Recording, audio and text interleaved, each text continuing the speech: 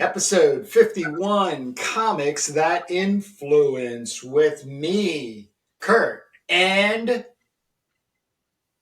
Me, hello, Jake. are you there?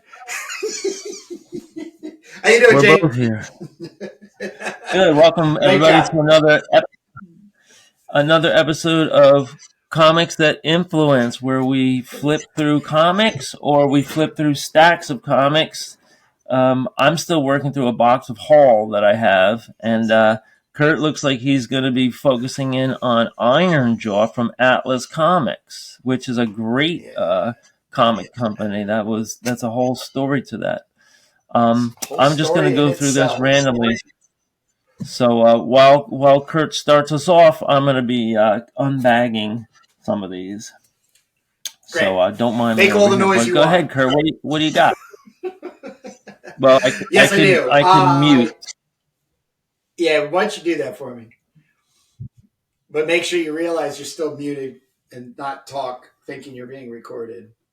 But this is for all those who know, I am the Barbarian Sword and Sorcery obsessed Kurt Brugel, who's working on Crom the Barbarian, the public domain character. This is my August 2024 release, 140 pages, black and white goodness. Sword and Sorcery from cover to cover. And there's a follow up called Crom Anthology, which is in the works. So, with all the research that I'm doing and keeping myself aligned with Sword and Sorcery comics up to mid to late 80s, the Atlas Comics did a run called Ironjaw. So, and then another one called Wolf the Barbarian.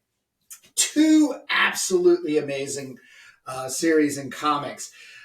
Digging around on the net, found that there was this is, you want to talk about confusing. It doesn't get any better than this. So, this is called Barbarians issue 1, the first issue, featuring, I'll even bring it up to the camera, featuring Ironjaw.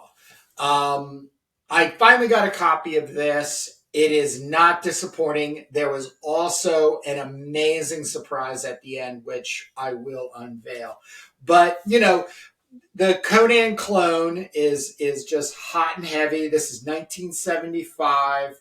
Ironjaw is a pretty cool character because he's one of those anti-hero characters taken to another level, which Conan the Barbarian properly should be categorized as not a hero, but as a anti-hero or just somebody who just freeboots, is on his own and does what he's going to do, and from there on.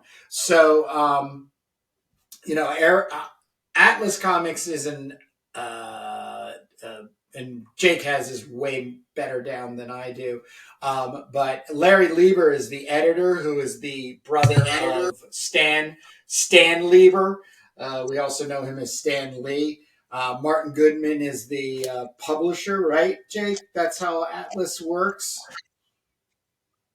Martin Goodman was the publisher for Atlas back in the day, but Right. when they went to war with Marvel, they were poaching from Marvel, which was Martin Goodman's company, and they purposely trying to lead an exodus. Yeah. Yeah, because this is art by Pablo Marcos, which, if you follow Sword and Sorcery comics, Savage Sword of Conan is basically your holy grail. And he is right there in the top 10, in my opinion, of just amazing contributors to the awesomeness that you can get from a good, well-made Sword and Sorcery comic book coming from the sources. Ironjaw, it basically gets his jaw removed by some nefarious characters, brigands, and he's crucified, left to be dead, and then is healed and given a iron jaw. So it's so amazingly good, as a character. I personally would like to try to get it back. Part of my Crom anthology is to try to get reprints and also redevelopments of these old characters into the anthology as like short 6, 8 pagers and stuff. But there's a lot of legal that comes along with it. So that's a lot of time that I'm spending to try to track down ownership and go from there. But just as like, and this is also chock full of ads, some fantastic ones. This Planet of the Apes and the, I guess these were the Snap Hobby kits. But there's nothing new in the story per se. It's sorceress and wizards, and they're the ones that are causing all the trouble. And there's a damsel, and she's beautiful, and got to get out of the and it's great. It's just always the key elements in the comic is the who's doing the art, and how well they are versed at delivering on the action. Which look at these panels, these pages 9 right there, 6 here. You get action. There's no standing around talking for more than maybe half a page, but yeah. So the first issue, and it's the beginning. I don't know why, because the first issue of Ironjaw actually gives you an origin, which does then lead you directly into the series. But I don't know why this is considered the beginning, because he already has the Iron Jaw. So, maybe teasing Did you out, tell us trying to the keep people. Did you tell us the year here? 75. That's 75. Wow. And did you tell us the artist? 1975. Yeah, yeah, yeah, Cover and yeah. We've got interior artist. Pablo Marcos. The writer is Gary Friedrich. Not familiar to me. Okay. Editor is Larry Lieber. And Right. yeah, this Yeah. is a So the Gary Friedrich 1975. was a Marvel and DC guy, I believe, and Uh-huh. Pablo is Uh-huh. was one of the big Filipino guys, right? Yep, yep, yeah. So, Good stuff. Yeah, he's great. And the cover was the cover also Pablo Marcos. yep. Oh no, is that him? No, yeah, no. Actually, let me jump over to comics.com. Let me just see what's going on. Comics.org, excuse me. Right. So you had That bog. there was various barbarian names that were floated around. They're all interchangeable. I mean, Iron Jaw's a little different because he's got an iron jaw, but it's Conan equals Crom equals Cole equals everybody else equals this one and that one. It's all sword and sorcery stuff. Yeah, it's I'm funny going because the to. series runs January 75, 4 issues all the way to July, and this issue comes in June. So in between issue 3 and 4, they do this Barbarians featuring. And it's not the only story. The actual thing I want to get to is Andrax, which I was completely startled to see in here because this is Jordy Burnett as a creator, comic book wise. Torpedo is really one of the things key wise people could really find his stuff or come across it. But he did contributions to Marvel and DC here and there. But one of my personal favorites, as let's say Europeans go, but this was a newspaper strip. This is like kind of like AXA, Jake, where Yeah. the comic was running in newspapers or magazines in Europe, and through all the countries and translated in different languages. But here it's the same thing. They've remade the pages to fit an American comic book and try to launch it. There was nothing ever else done. I've actually sat down and started using like Google Translate and translated these same pages, for this character who, is an Olympian gold medal winner.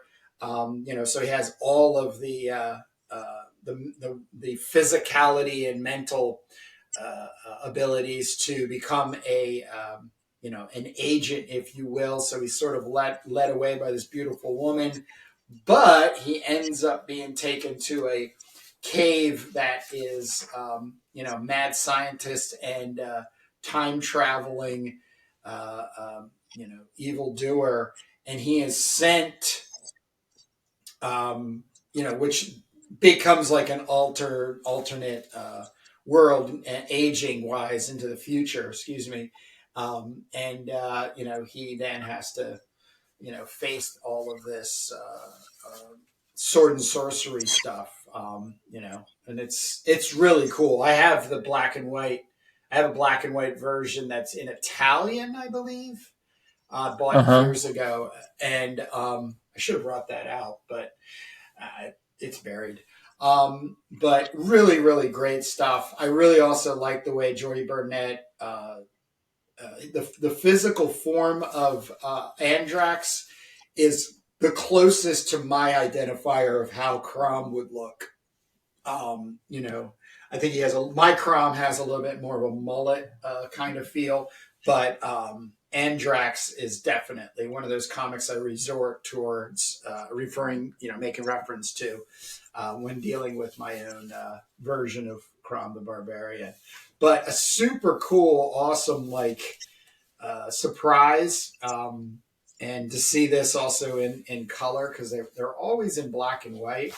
But it's an easy issue to get a hold of. I don't know why it took me so long to get a copy, but awesome surprise. Great art. Story is always, just like you said, is sort of, it comes already templated. You just have to take the pieces and shift them around. I'm cool with that. I like that. I like when they do have a little bit of time travel or otherworldly alien interfacing. And then of course the magic and sorcery, but this is only 10 pages. But this that's the backup. Yeah, so that's the backup for Ironjaw then. Yeah, well, for this, this is the thing. It's called Barbarians. This is the comic is Barbarians, and featuring Ironjaw. Got it. So that cover, as I thought, is Neal Adams. Is it really? Damn, I didn't. Yeah. Wow. He did number 1 and number 2 cover art. And just so I can correct, I misspoke before. It's not. You're wrong.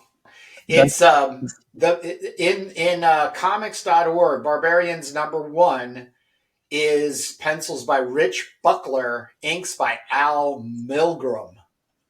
So I think you're referring to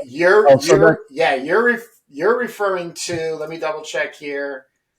Yes, Neal Adams did do covers for Ironjaw number 1, and that ain't it. Ironjaw number 2. Yep. Yeah, it's like I said. This is like a loofing.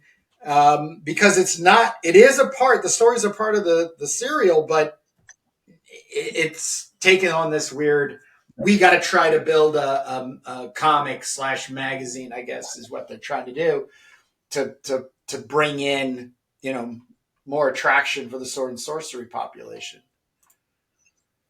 Right. Okay. So Ironjaw launched into his own series soon after. They had 4 issues with 2 of them had covers by Neal Adams. Not sure who did the insides. Just want to correct the record. So this Atlas Comics, they call it Atlas / Seaboard Comics because Atlas was one of Martin Goodman's imprints back in the days before Marvel Comics became Marvel Comics. They were Timely, they were Atlas, there were a lot of different names.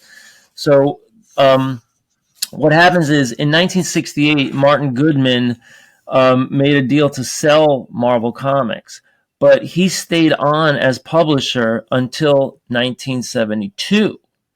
And then by 1974, he obviously he signed a non-compete, and because in 1974 he launched Seaboard Periodicals, which opened up in June of '74 to compete with Marvel and DC and Warren.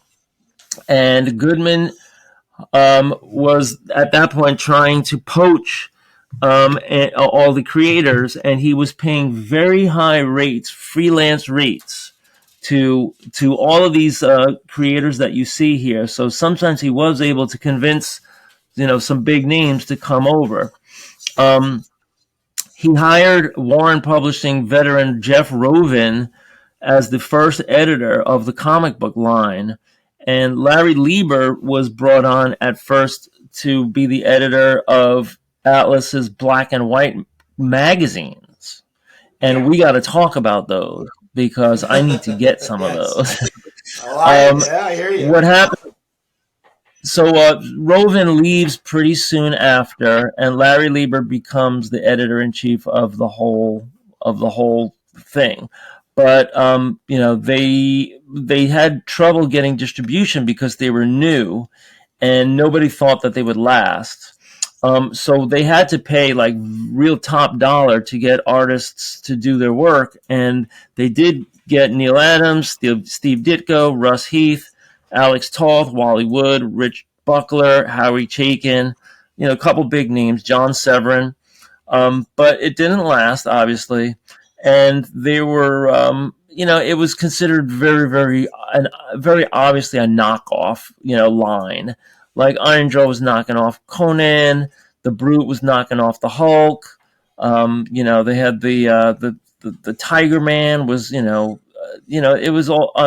Actually, Tiger Man might have been Charlton. So, it was real uphill battle for him to try and Tiger Man is let me see. is Atlas. I have those. Oh yeah, Tiger Man. Right. So Tiger Man was kind of I used to love Tiger Man. I had all the Tiger Mans. Yeah. I loved the art style. It was really brooding and dark, and it was kind of like a cross between Spider-Man and Daredevil. I loved Tiger Man. I think not sure. But they had the Cougar, they had the Destructor, which was Steve Ditko and Wally Wood. They had the Grim Ghost. They had Fright featuring Son of Dracula, Hands of the Dragon, Morlock 2001, The Phoenix, Planet of the Vampires, which was Neil Adams, Savage Combat. There was like war stuff. They were ripping off Sergeant Fury, Target, Vicky, which was kind of like teen stuff, Weird Suspense featuring the Tarantula, and Wolf the Barbarian. What I never heard of before was these magazines, and the magazines was Devilina, Gothic Romances, Movie Monsters, Thrilling Adventure Stories, and Weird Tales of the Macabre featuring the Bog Beast. And Devilina in particular, I've never heard. It seems like a Vampirella ripoff, but very different. And I'm looking at the cover to Devilina #2. Looks very, very desirable. So I'd like to see some of this stuff. I would buy any of this crap, honestly. I love all this stuff. Ironjaw is just like one of their sword and sorcery titles. But it was the reason why it was good quality is because they were paying top dollar freelance rates at a time of high competitiveness, and they were also trying to get in and get a toehold and try to establish themselves. Because Martin Goodman had just sold Marvel for millions of dollars in the 60s, and I think he pretty soon realized that he made a giant mistake. Like, I think he sold Marvel Comics for like $3 million. So, it was something really, badly. But he did make a deal where he stayed on as publisher for 4 years. So he kind of just like padded his income and all that. But then that all goes away. And look, Marvel was magical. Like the rise of Marvel Comics, it was right place, right time. Jack Kirby was 44 years old when Marvel got started. Stan Lee was 49 years old when FF1 comes out. So they were, there was no rhyme or reason to it. Marvel just came, it just came out of nowhere, and it overtook DC, and it became a behemoth. And Martin Goodman thought he could recreate that magic with Marvel already there dominating the field in 1975. Forget it. They were just about to come out with the new X-Men. Forget it. Go away. So, and he did. so and he did, but there was also Chip Goodman, and Chip Goodman was the son, and he gets some work out of this. And then, funny thing is, there's a grandson, and there was these kind of like trademark claims to Atlas Comics, and our friends over at looks like our friends over at Dynamite tried to file papers to try to get it, but the Goodman family blocked it, and it says that in the end, a new Atlas company was formed by SP Media Group owning a majority and the Goodman family retaining an interest. So they did something very smart for the block, is that they just, they're holding on to the name. I couldn't tell you the first thing about SP Media Corp. I guess that's another link you have to go find.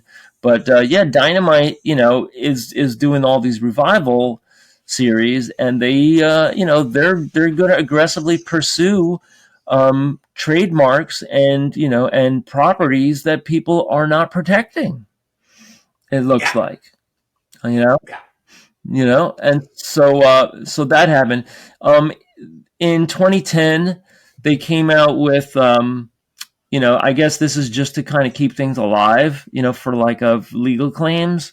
But they announced Jason Goodman, the grandson of Martin, announces a partnership with Ardent Entertainment to relaunch Atlas, starting with Grim Ghost number 0 and Phoenix number 0, and Wolf the Barbarian in a miniseries called Atlas Unified that was announced in September 2011. But I don't know if anything ever came out. I don't. There was some I lawsuits around those years, and then it doesn't look like anything ever came out. Just put something out, for God's sake. Call Alex Turbin, for God's sake. Just put something. That's good. That's good. But SP Media is I don't know. It's in the hands of SP Media right now. So now the ball is in their court, and I don't know, what's going to happen. I think this refers to Stephen Paul, an American I bet.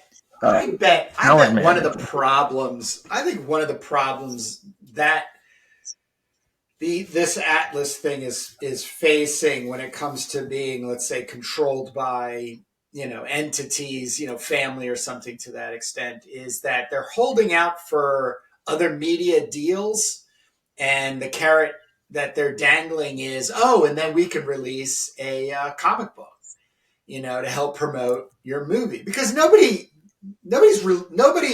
is releasing large numbers of comics. Like, nobody's putting a comic out and it's hitting like 100 million, 100,000 in sales. It's just not. It does. Nobody in business is saying, oh wow, here's a good opportunity. But if you have a property and they're like, hey, you want to do a little Barbarian movie or TV or video game or animation, we can help you promote it by putting a comic book out. And oh wow, that's kind of interesting. But then then you got to hammer out all of those little itsy bitsy tiny details, because the big thing is people, corporations, when they acquire the rights to put something out, maybe even in another media format, they're leaning in and controlling, you know, the comic book format. So I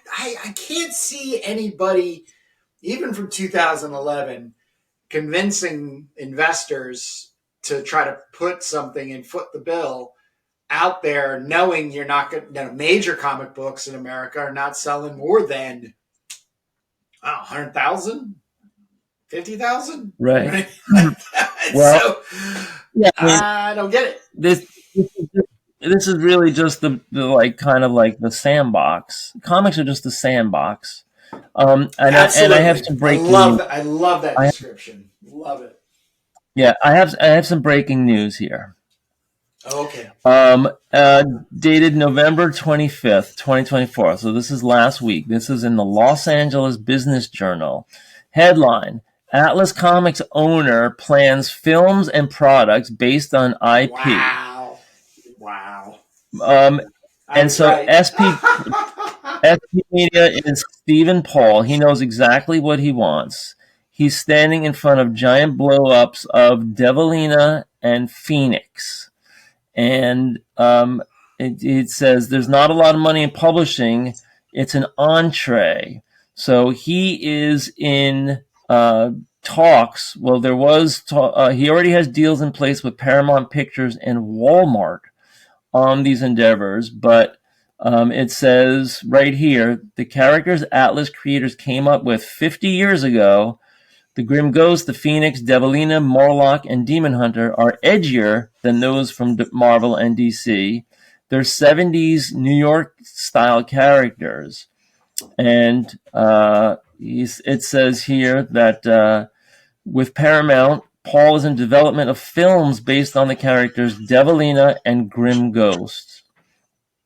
And I don't know, I don't know how successful that might be, but there's all of these options, and this can keep people going for quite a while as they develop scripts. They try to get people on board. They try to get a good name on board, right? And you never know. There's these things called first looks. So Paramount is paying for first looks. This is like the option to do it, and that expires after a certain time. So it says the company's offices are in what used to be Elvis Presley's dressing rooms on the Paramount lot. And it says they own and control companies that specialize in the development, production, finance, and distribution of feature films, talent management, comic books, merchandising, and a library of films and a TV network. He bought the company called Echo Bridge that was involved with distributing DVDs. So they're trying to line up, you have to have the toy, connections lined up ahead of time. Yeah. So that's probably Yeah. what. Yeah. Send me Collectible that action. link. Yeah, it's in the LA Business Journal. So you have a line of apparel with clothing manufacturer Mad Engine, and Atlas Seaboard also has a line of collectible action figures with Mego Toys in New York City. So I Cool. guess this thing still has a life. It still has a life of its own, and We'll they're see. they're We'll talking see. about, yeah, and they're trying to put out comics again too with Martin Goodman's grandson Jason. They've been talking about this since 2019. They made some announcements. They brought back Jeff Rovin, the original guy from Warren and Atlas. They go to the Comic Cons. They hooked up with award-winning writer and artist Larry Hama and Rick Myers. So it looks like this is like a little PR plant that they're trying to cast a little net and see if they can get some other people to join in on this. Who Okay. knows? But I don't know if Atlas has the IP for this. I don't know if they have enough juice in the tank. But it's definitely great to get an update on all this, because it just shows folks, things just go on, and if you have a grandchild that's interested in it, they could just pick up the ball and just keep on running. So we'll see if anything's going to ever come of it. I think Ironjaw is low on the list. They got Phoenix and Grim Ghost that are, and Devilina. Yeah, they're not going to give it. They're not going to give it the House of Dragons treatment. Well, if they do have one hit, then all of a sudden you have people knocking on your door, and it's That's like, all all you right, need. who likes sword and sorcery? Yeah, and it's like, okay, you want Ironjaw or you want Wolf? What's it gonna be? Yeah. All right. Well, that is my So report. Let's get over to this sweet little yes, sir. stack you got, sir. Yes, I will, and I need to try to put my faulty USB light back in here. Hopefully, I don't get too much glare. Um, all right, so in no particular order, this is just a short stack that I have. I have a whole box here that we haven't gone through ever since my last trip down to Florida. But we're gonna go through some of it now, and I might be guilty of mixing this in with other stuff that I've acquired here and there, hither and thither. So starting off here on the top, we've been staring at this cover. Armada Comics is, and this is the Magic the Gathering phenomenon, which I don't really know too much about. And Kurt, maybe you want to like fill people in. Like, do you know more than the basic Wikipedia about Magic the Gathering? I know it's an enormous role playing game that includes cards. That's all I know. It is the cards are the game. So, and then like Okay. in fantasy art, it is the highest paying contract work is to get one of those cards. But there has been a big breaking, contentious, what do you call it? Where there's some mutiny going on and everything. Um, the art is highly rendered realism, and Okay. one of the original artists is just um, quit, like refuses to work for the company and provide art for them because they have not been paying a living wage. It's $1,000 for the card, but more importantly, they control every aspect of the artwork, even to the point of how the originals can be sold, which um, this could be a really poor outlook um, on the Magic the Gathering. But it all actually stems out of the failing Dungeons and Dragons TSR getting picked up by Wizards of the Coast, and they had this idea, and why don't we just convert everything into you know, cards, gaming cards with really cool art, and it actually takes Yeah. off, and it actually saves their ass, and they become now Hasbro owns them or has been owning them for a long time. And the I was actually talking to one of the artists, Matt Stawicki. He was one of the original artists on the cards, and he just actually returned from the largest gathering of fantasy artists, as they are known in magical realism, and traditionally made, hand painted fantasy art. And yeah, they're not Okay. Hasbro. Hasbro is a bunch of bean counters that's not looking at the humanitarian part of it. And the artists now are starting to rattle their brushes in contentiousness to try to actually persuade the followers of the game to maybe not contribute their cash towards it, maybe try to hit them where it hurts, so Hasbro starts changing their point of view. They're also pro AI. They were right out of the Okay. gate using all the art. So once again, it's another in-house steal. So anybody who did produce all the art is now, style guide is now being able to get production made through AI. So it is a real crappy way of making a living as an artist, and fantasy art. That's one of their struggling issues is getting a living wage, not unlike comic books. So but Well, this you're comic holding. here, I, this comic here I picked up, it's very old. This is dated 1995, I was going to say that's and definitely early mid '90s. Right. And so if you look closely, it says Armada here, but if you look closely, it says Acclaim Comics, which was uh, which was edited in chief by Bob Layton in '95. I like the art here. This is good art. This is kind of trying to be maybe a little bit like. I mean, it reminds you of Valiant comics a little bit, but there's a little bit of like P. Craig Russell in here, and then you get to the backup story, and I could just see this was Val Myrick's style, and sure enough, Val Myrick is in here. They also credit Mike Kaluta was working for this company, so I guess this was a snapshot in time, talking about like endeavors that didn't really last. There you had Acclaim Comics here. You mentioned this Wizards of the Coast, which was like a company that ended up swallowing up. Um,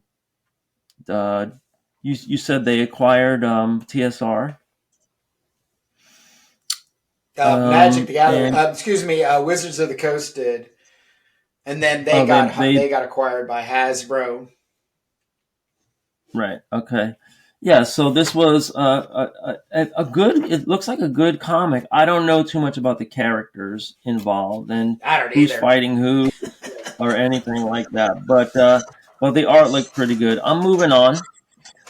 So this one is a Barbarian comic I wanted to bring to your attention because it was written by Roy Thomas, Love and it. it looks like Roy Thomas in 1984 lands at DC Comics and creates the Arak character. This is the first Arak annual, and it features the talents of Ron Randall, Rick Magar, Alfredo Alcala, Ernie Colon, Tony DiZuniga. Some big names in there, but it looks kind of like Conan. Maybe a little bit different pants, but pretty much Conan-ish. He's got a sword here that a fiery sword. There's like this little like hobgoblin guy or pan whatever centaur guy. Here's Ernie Cologne pinups. So I'm not sure, what Roy Thomas is bringing to the table here that's any different from anything else, but it just shows to go you that, um, you know, Sword and Sorcery is alive and well in 1984. We're skipping around the timeline here. I can see Alfredo Alcala a mile away. This is a weird annual that they're just like, going from page to page, to different artists. And, they don't really, here, art by Gerald Fortin. And it looks like they just have like this little uh, box, this little text box, that's crediting them when they switch over. So this is a different format, a different weird format. Um, there's some standing around here with these centaurs. But a rock I noticed was a toy line, and you can order them. I saw an ad for it. You can order these on eBay. They're collectible in the box if you held on to them. They seemed like they were pretty cheap toys at the time, and I don't know. Somebody's paying like $800 for a full set of a rock toy line unopened in the box. But I don't know who these people are. Wanted to show you that. Um, Speaking of Barbarians, this is something a little more current. Barbaric #2, and this is by Vault Comics. And this is an example of some pretty good art nowadays stuff. This is 2000. God, I can't even read. It's 2022.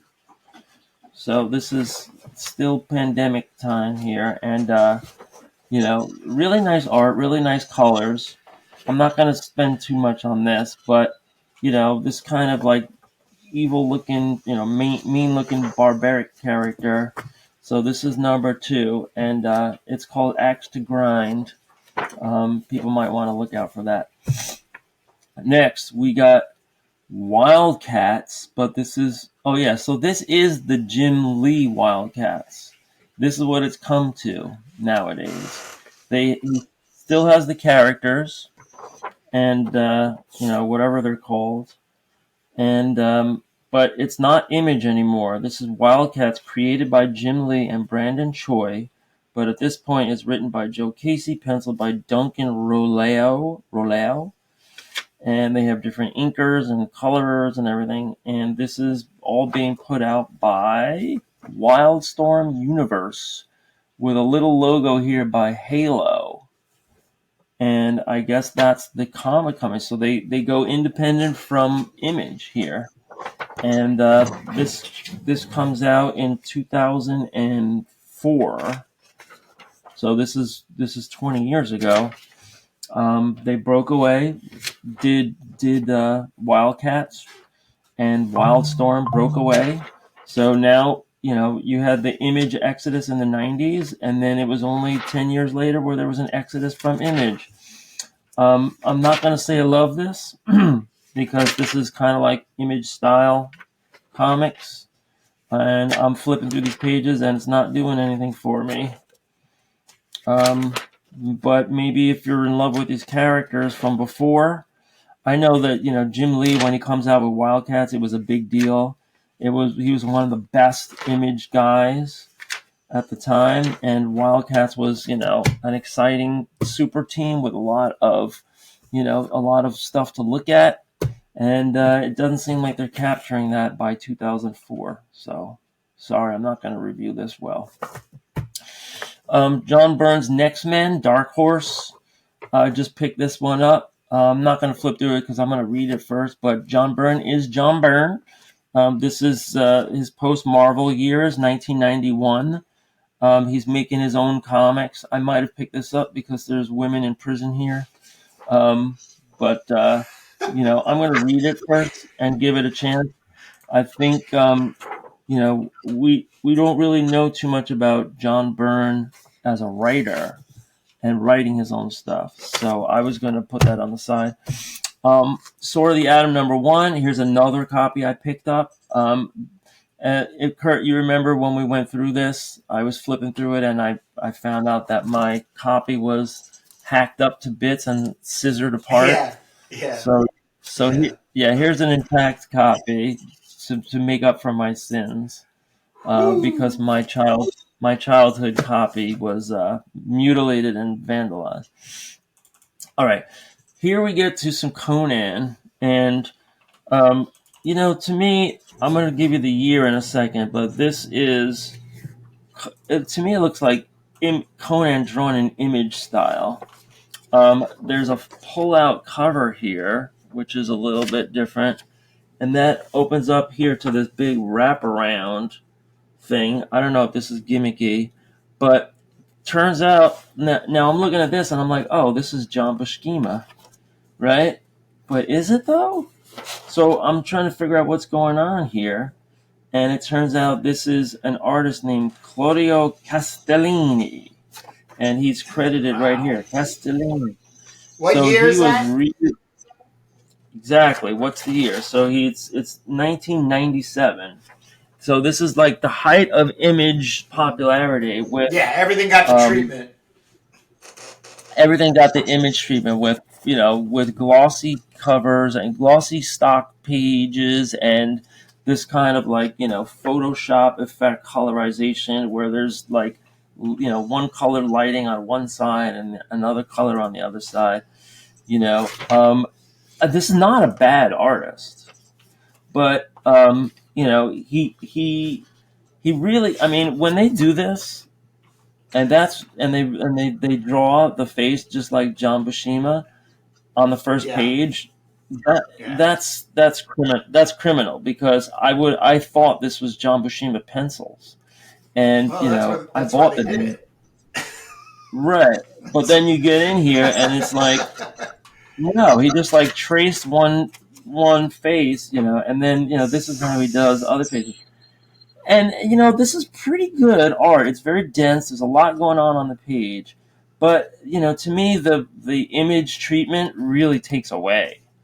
And all of these kind of the sound effects here, crunch, yark, chunk, crack, this doesn't seem Conan-ish to me. Like it seems a little bit like cartoony to me. This is nice with this Neil Adams kind of fingers and stuff, and they have these great Well, the angles. colors, These great like the color is horrendous. Color is the colors are horrendous. real. I mean, They're garish. Yeah, it's the colors no, are they make no garish. sense, and it just takes away from the Well, really well rendered black, which would be an awesome black and white sword and sorcery comic. It would. I mean, you could reprint those pages now and get my attention. yeah, I mean, this guy, in this era, I want to point out like the name Mark Teixeira. Mark Teixeira was drawing these kind of like, really detailed, muscly, veiny kind of, figures in those days. There's an influence of Bishima. There's an influence of Neil Adams here. The colors just overdo it. When the pencils put 80% on the page, the colors don't need to add another 80% or another 50%. Yeah, You have exactly. 150% here on each page here, right? Like this Yeah, is a little more yeah, subtle, it's a perfect example of just overdoing it. And maybe they're ugh, going for this like over the top thing. I like some of these. I like this, the rendering here. There's obviously a big, battle here with this, sorcerer, and so there's a lot of magical kind of stuff. But they're killing me, with these blue sound effects here. It looks like a computer font. Red over here, green over here. They should have all just been, one kind of, font. It's so distracting. Um, look, this like you don't want to see computer font in a Conan book. I'm sorry, and they're I, coming back to it here again. You know, like Wong, and Wump. That's for like Hulk fighting the Thing.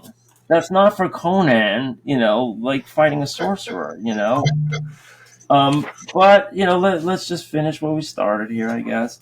I want to give this artist his due. I think there's just way too much on the page here, and this is a real over the top book here. This is Conan the Barbarian #3. So this was kind of like a relaunch, edition or relaunch volume. Um, and some good artwork, some good promise, but wow, I mean, my senses are yeah. just like Ugh. scattered. I'm overstimulated from that. All right. From here, we'll maybe just do some covers, but here we have Kitchen Sink Comics with Kevin Eastman and Simone Bisley. So this is some Simon great stuff. Bisley. Simon Bisley, the Biz, and The Biz, this baby. That's an awesome this comic. comes I out. have the trade on that. That's one Yeah. of my favorites. I'm a huge So fan. Melting Pot is this Teenage Mutant Ninja Turtle comics here, or is this It's different not Ninja. characters? There's no. It's this is just Kevin Eastman on his own. The rumor is Simon Beasley, who's British, was held. He was holed over with Kevin Eastman at his house, and they got to shooting the shit. And this whole entire trade paper, which I think is like over 100 and something pages, was done in like 2 weeks. It's pretty Then they interesting just stuff. You like there? they jammed Yeah. it for like 2 weeks. They just it's written and laid out, written by the two of them, but predominantly laid out by Kevin. So Kevin would just be hammering out the story in the pages, and then hand them over to Simon Beasley, who would put the biz on. That, and that's obviously something that I aspire to in making my tonal values in sword and sorcery comics. So that book is usually near me too. I wish it might be. So I got yeah, two this is steps. I don't want to go. Great so shit, man. 1994. Bless. Is Yeah. this all painted? Is this all painted Yep. stuff? All paint, Wow. hand painted. Yep. Yep. It's Holy the fucking crap! shit, man. It's the shit. It is, And I think and they were also trying to get it made into an animation and a game. That was the other right. the other two pieces of it, because he had FAC he was working on Heavy Metal 2. Right, which they did make. He had a Which, lot because he owned Heavy Metal at this point. yeah, this is I guess the time that he sells Mutant Ninja Turtles. He buys Heavy Metal magazine. He invests millions of dollars into Heavy Metal animated movie part 2 with Fact. This is Mm-hmm. great. This is great. I Mm-hmm. mean, if anybody ever got close to Richard Corbin, it was Simon Beasley. But Yeah. he also has really interesting character designs on his own. I recently saw somebody flipping through this is just like right out of Richard Corbin right here. Um, Uh huh. I recently saw a flip. Somebody did a flip through of a Beasley art book, and it was amazing. Plate after plate of like really great, well designed characters painted. I don't see any dialogue in this whole thing. Oh, here's a little bit Yeah, here. There's it's just this not is much kind of like, story. It's like an alien well, comes to it's an another epic. alien's. Yeah, it's some kind of epic battle here. Melting Pot Book 4. Yeah. But Yep. yeah, Beasley is one of the really greats who's still around now. Absolutely. Here's here's Warlock 5, number 1. Sweet. It's got a wicked little dent in here, but this is Air Cell Comics, and I love these black and white tones that they have here. Gordon Derry is the Yeah. writer. Dinesh Bouvet is the artist. Although the style, is also reminiscent of Bad Axe and these kind of like washy gray tones. I'm not gonna get too deep into this, but this looks pretty good. This looks like great stuff here.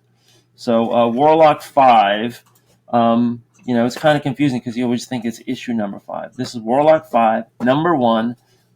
Bad condition. Somebody gave it a wicked dent right there. So this isn't really a collector copy. This is a reader copy. But we'll go over Warlock at some point when we sit down and actually read it all. Speaking of John Buscema, this is Roy Thomas and John Buscema in 1980.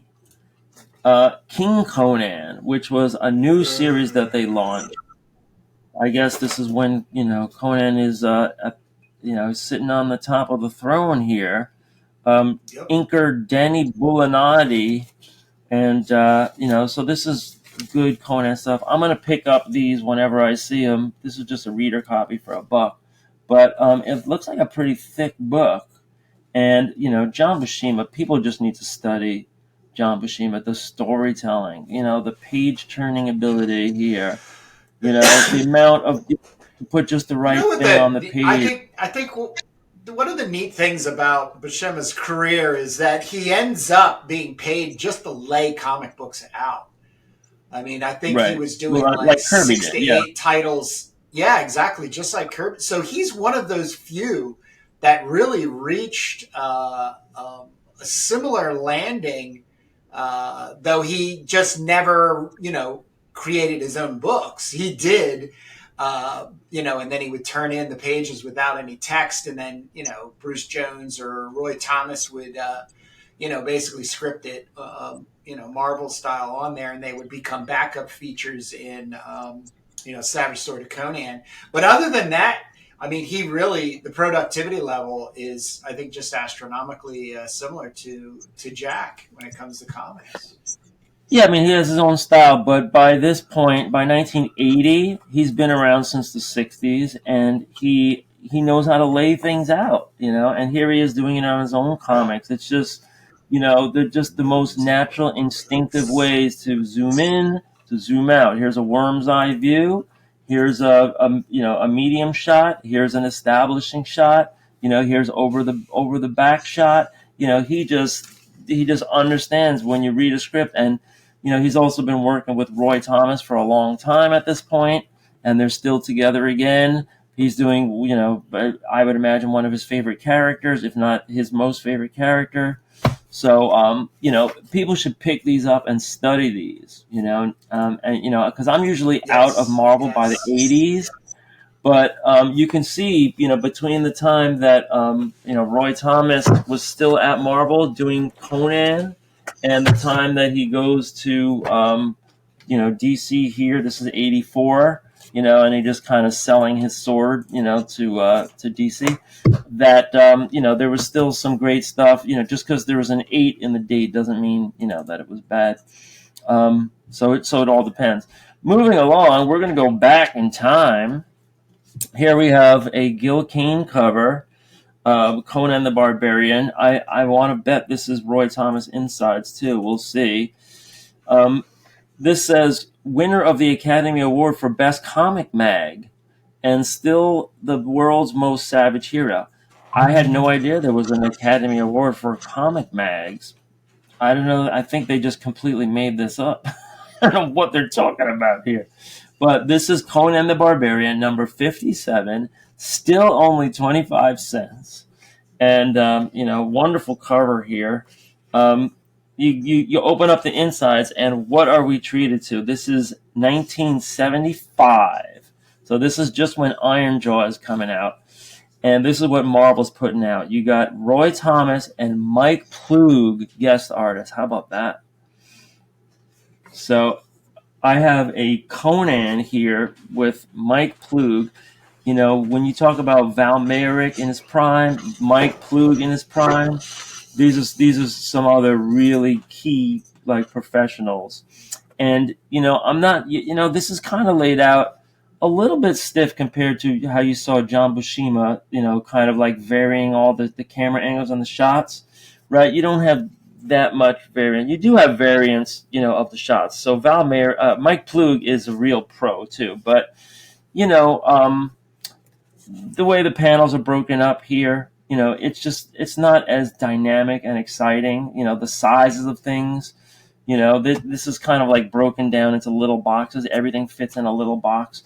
John Buscema had a way of doing, really kind of making, an eye suck on each page, that you're really drawn to.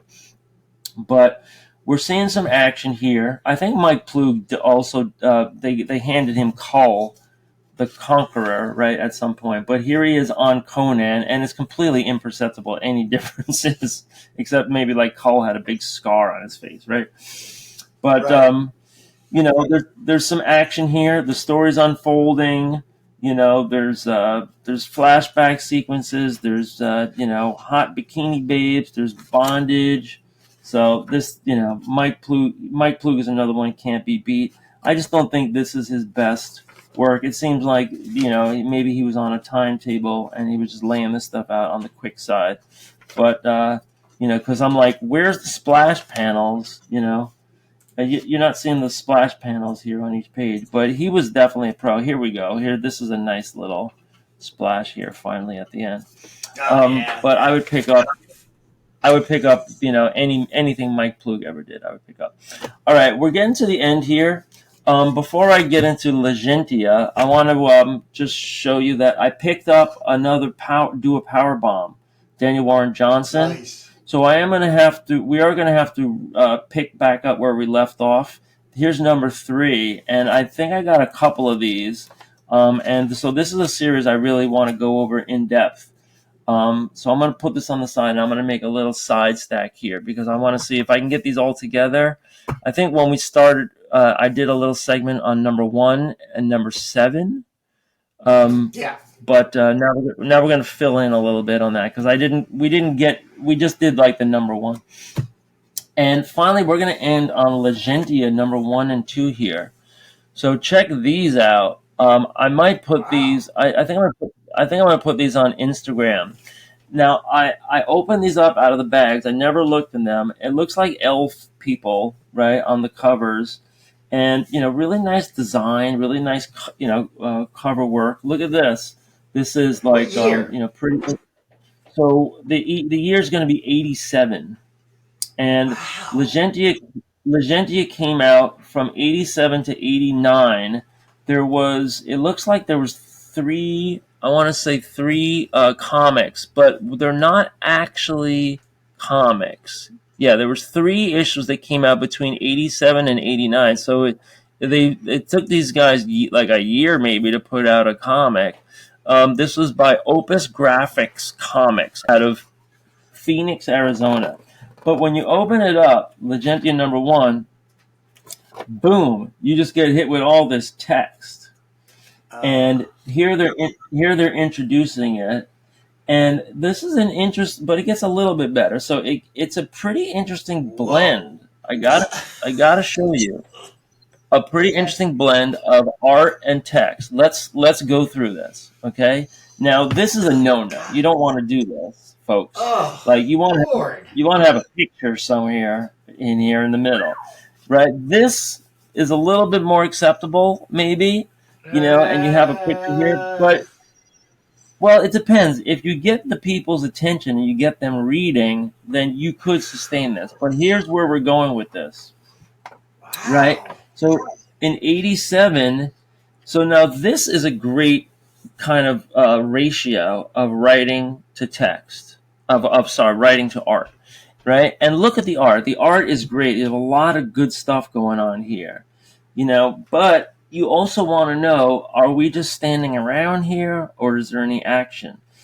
This is, to me, this is very interesting because you have blue ink and then you have this flesh tone here.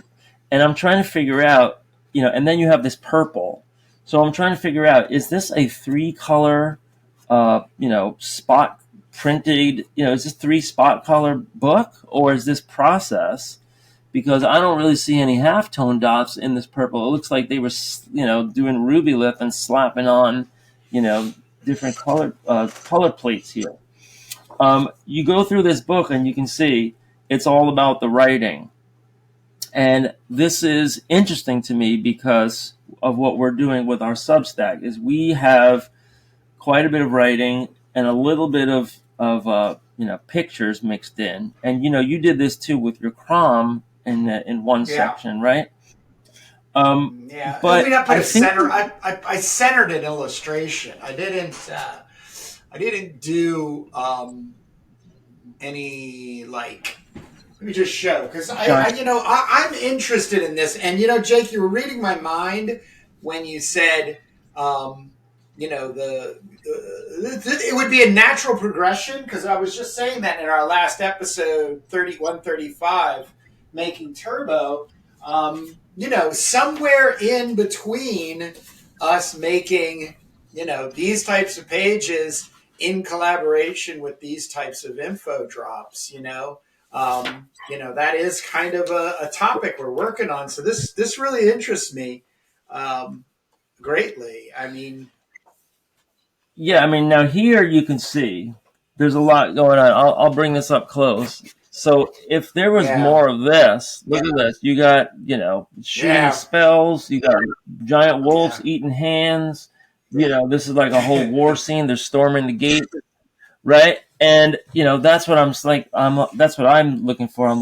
But on the other hand, look at all this like architectural design. You have all this like nouveau stuff going on. So these are some great creative artists, but we're still in a day here in 1987 where you're printing out this text and cutting it up into little strips, and then you're gluing it down onto your artwork before you're sending this to yeah. the printer. Right, and you have some very interesting stuff going on. I see the influence maybe of the Peonies and the Elf Quest. Yep. You have some stippling here. I would even say maybe Druyer. Maybe some of these people saw Druyer, right? With some of this like kind of like lofty design work, going on. Yeah. But Nice. they have their own style here. Yeah, and I am going to credit the creators as soon as I find their names. But this is what I always wondered about, and we also saw that Gil Kane attempt. Like here, this is kind of like Nouveau, right? Where they have the rounded panel Yeah. borders, right? And then you have these kind of like posterized color schemes, right? It looks like a Nouveau poster, like Art Deco, Art Nouveau, also kind of like the psychedelic posters of the 60s.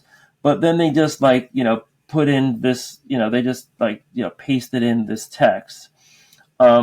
Here it's a little bit like descriptive, slamming her fist on the table, Ruth screamed, and then like there's all this stuff to read. So, you're going to lose a lot of people when they see these big, text blocks. And the question is, like, how can you get them in? If I was them, I would have had 2 pages of sequential art up at the beginning, and then launch that into your story, because maybe you save, maybe at that point you get a couple of, more people Well, following you, like, I think one of the things about comic books, because it's a balance between word and picture, it unfortunately there's a like if there's more pictures than words, most definitely you can end up getting a broader audience, especially with new material. Dragging from just people who like visuals, cartoons and movies and posters and paintings and fantasy art. But the most curious thing about this is I think that they were trying to lean into the literary market of fantasy writing and novelizations by giving an equal footing in visual media. So, right. their success could be very, very, very, very different in that market genre than just comics in general. What also brings to mind, and it would be a great conversation with Mike Jasorka, that we've done Yeah. 2 interviews with, because this brings me to like, hey, fuck the comic book market, go to the literary market and say, hey, here's something that's really nicely written in fantasy prose, but I'm also going to give you some, like you said, I think you hit it on the nail with the Wendy Pini kind of feeling there. They might not have been that they unsuccessful. They might have hit something. They just ran out of steam or interest or the such. Because I would also bring in, and I'm actually bringing this towards into Crom's world, is you need more maps for the literary fantasy market. I do know that statistically, because you also have the gamers, the roll top Yeah. Well, players, yeah. So, table to, yeah, you're so hitting on. you do not have to rely on comic book centric readers to make material like this. And it, oh man, you really got me going on this, dude. Wow. So this is Um, so. I mean, if these people did anything wrong, and I finally got their names here, but it's okay. written by H.J. Bennett and illustrated by Stephen S. Crompton. And remember that name Uh-huh. for a second. Just put a pin in it. Okay. So, um, the fatal flaw here is that they try to combine prose with art, and they try to make a go of it. Of course, that's not going to work in comics, right? In Although this comics, was right, and exactly in comics. So, but this was Elves of Lejentia, right? Issues 1 2 3 yeah. it was widely distributed, and it kind of got them on the map. Maybe it's like a take one to give one, kind of thing here, where you kind of sacrifice a little bit. But I mean, I love this art here. So um, the artist Crompton goes on to work on Psycho Man in 1991 for Todd Lauren, and then he created his own kind of like adult line character, Demi the Demoness. If Oh you remember, wow. Yes, I and remember. I remember the Demi's doing Demi, this. the Demi Wow. comic, and Wow. those stayed in continuous publication all the way up till 1992. Wow. Here's something I didn't know. Demi the Demoness was adapted into a live action movie straight to What? DVD Oh, we gotta find 2008, that. and Oh. yeah, and Demi comics continue to be published today. Um, Wow. he We're developed gonna have to the try. We're gonna try to get him on comics at the Indie Creator Exchange because There's way I too many think so. questions here, Jake. He has opened up Pandora's box in my head when it comes Yeah, look at potential this comic art. I books and mean, stuff. So he was that's definitely having amazing. fun with this art. God damn it. So and imagine if you're sending this, you're sending these texts or these drafts, to an artist, and then he's picking and choosing. Look at this. See, this is comics right here. This could be comics, but Yeah. instead of putting in the word balloons, they're putting in this. So if you have somebody's attention, they're probably into it, right? The problem is, how do you get them to read prose? That's the biggest thing. I mean, I know as a teacher, Well, they it's the gotta hardest thing wanna. in the They world. they might.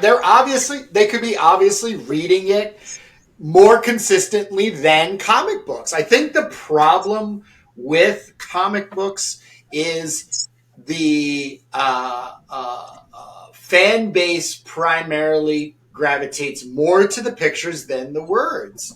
And unfortunately, Yeah. even the wording can be so distracting for somebody who has more of a literary following, in what they're looking for in their time being spent, entertaining themselves and gaining entertainment. I really, wow, Look at that. this is too much, Look at man. that. Oh, this I got is now riding a I gotta unit. track these damn books down. God damn it. Legentia, Legentia. So I gotta find number 3. So I have the full series here. But this is early Crompton. I know his work from later on. And the stippling is an interesting thing. That also recalls like Mobius and some of those other some of those kind of like indie guys, those European indie guys. But really interesting effort here from Opus Graphics, Phoenix, Arizona. I'm not sure if Inspirational. Yeah, I'm not sure if Crompton is an owner or a co-owner here. Doesn't really say. Try to find out. Since 2005, so I'm just talking about the artist now. Since 2005, he has managed projects, publishing endeavors, working with others, printing. Well, let's see. Oh, gaming, Tunnels and Trolls. Recent examples is Oh Deluxe wow. Tunnels and Trolls 50th Anniversary RPG, Nuclear War, Ace of Aces, the Grimtooth's Ultimate Traps Collection, an updated edition of Mercenary Spies and Private Eyes, Monsters RPG. Um, After Rick Loomis died, the death of Flying Buffalo Publishers, Stephen was named the managing director of Flying Buffalo Publishers, Wow. and it looks like this series here, Legentia, was also adapted into some gaming products. Yeah, I don't think they gave. I think they gave a ceremonious nod to the comic books industry. I would be surprised if they really gave two shits about it. I think they were using the format. I think they were trying to create it. I think they were absolutely doing a cutting edge move that we just talked about when it came to Magic the Gathering, or even with the Atlas thing, as a property 20 years ago. It's we've got to stop thinking comic books is of its own nature. It has to feed into genre. That's the thing that I'm attached to emotionally in my business, is you got to think I'm making a comic book, and if you like comics, you're going to buy my comic. Bull fucking shit. It comes down to, do you like fantasy? Do you like sword and sorcery in particular? How can I craft something as a comic book feeling prose and images piece of material that would entice you? That's a heavier sense of business direction than, I made a comic book, people. Don't you like comics? Yes, we do. Would you like to buy my comic? What's it about? Right. It's about sword and sorcery. I don't really like that genre. Oh, but you like comics. It doesn't work anymore. So here's my answer to what you're talking about right now, Kurt. You ready? Okay. Because I just wanted to finish up with Steve Crompton. I'm looking at Lejentia Campaigns, Book 1 and Book 2. So they did come out in 1988 which is right after these came out, with a 150-page RPG, not connected to any particular gaming world, but they did sell, Legentia gaming. I don't know, but what are the books, and there's like a dungeon master that runs it based on, the stories. This is kind of new to me because I'm not into the gaming thing, but they have Legendia Campaigns Book 1 and Book 2, Scully's Harbor, 1989, published by Flying Buffalo. It outlines a trio of graphic novels. Oh yeah, right. So they considered these graphic novels at the time. That's kind of funny. Very. Um, It is nice. but Nice thinking. I like it. but it says the contents of the Legentia campaign book 1 was a general description of the world of Legentia and a world map, a description of the three main races, which is like elves and whatever, and the turbulent history leading up to present circumstances, and a description of the city of Scully's Harbor with 16 specific places described and a short scenario attached to each place. And the game master is supposed to be, then the game master is supposed to take it from there. Like, that's the one thing to me I never got, is like, how do sell products to people who are into gaming, and then they like off and running on their own stuff. But It's called um, Worlds. It's called right, Worlds. right. That's what it's But called. It's not. It's not. It's not a one to one. now Now, to get back to what you were saying about how do you entice people, right? You want comic book readers and comic book type stories. You have some art, but you have a little bit more writing than lends itself to the regular comic format. What do you do? Well, to me, the answer lies in history. We got to go back to this. Boom! Right? So when we do, we see that, there is a long, long history of enticing people with, photos, and getting them to read and breaking it up so that there's small, little digestible chunks. I think that's the best way to do it. And then, I agree with you maybe 100%. later in the book you have like some pages like this, right? Yeah. But Yeah. that's also a bygone era, honestly, because this is before TV and internet and Netflix and all that. So I wouldn't expect that, but at least you have like these little initial caps that just like they're like kind of like an eye suck to get you into each paragraph. Then each paragraph is short, but it's not like endless lines of text. And these little galleys they have here have like thin columns, so you are really stacking a lot here on the page. And what they're doing here is they're hiring writers, and the writers are they're doing their damnedest to do interesting stories. But they get some hot models here. Remember, I told you my mom was on this. My mom was a model for this magazine in 1960.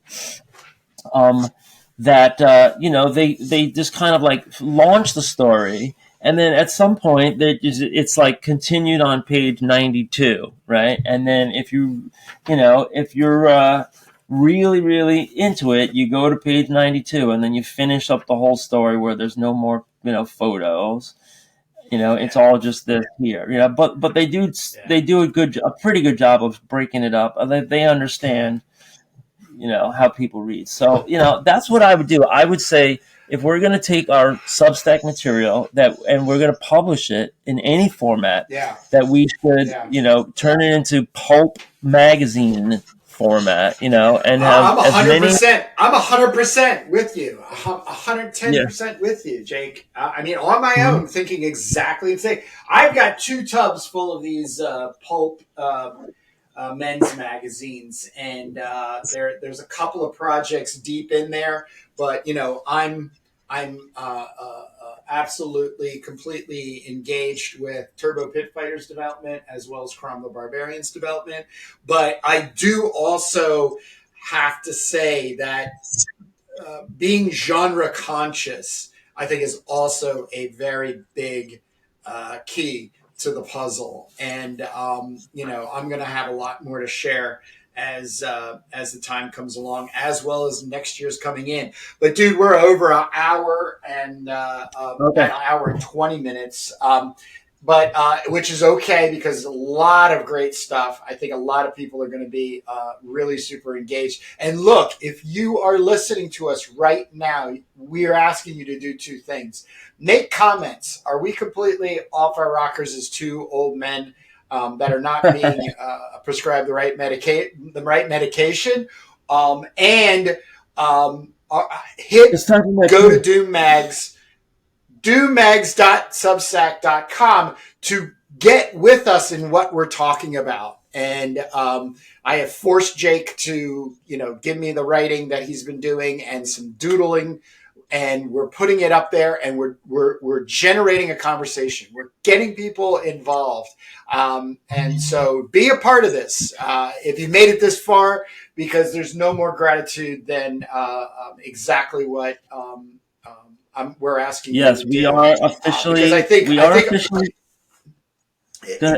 I was just saying, we are officially collabing at this point. We just gave a green light to our friends over at the Alex Turbin World, and he's also involved in the Toilet Crew, which I'm kind of new to, and I think we're both kind of new to. But we have committed, to collabing and some anthology work. Although the Turbo world, that Turbo Pit Fighter exists in, is going to have its own anthology, and we're also working towards that. And if anybody is interested in post-apocalyptic sci-fi, we didn't discuss it too much in this episode, but that's what Making Turbo Pit Fighter is all about, our other series, and the descent of the right, world into apocalyptic or badness, and documenting all that all along the way. We all, right. if you're interested in writing, hit us up. If you're an artist, hit us up. If you're an inker, if you're a colorist, whatever, letterer. There's a lot. And There's a lot that's going to be coming down the road for there's a collaboration lot of and people coming in. participation. Yeah. We're making our If way there. you're Jake and I are making our way there. if you're a retailer, or if you're an artist, you want to have some other stuff on your table, you want to just like do some Yeah, distro. yeah, Should also talk about yeah, that. Kurt is also entertaining right now. People that are approaching us for possible interviews. And that also leads to Kurt's Curations, which he's also expanding, which is also fun, which is like helping people do marketing and exposure on his website, and then just setting up networks of like-minded collaborators. We all kind of cross-pollinate and help each other, distribute each other's stuff, or publicize each other's stuff, whatever the case may be. So check out our other series. We have Turbo Pit Fighter and our Indie Creator Exchange. There's years worth of episodes on there if you want to binge watch and do something while you're cooking, cleaning, exercising, drawing, inking, coloring. And hit us up anytime you feel like reaching out and contacting us. hallelujah. And with that being Hallelujah. said, So Jake, with that, I'll see you next Sunday. see you next Sunday, Kurt. Cool out, everybody. Bye. See you.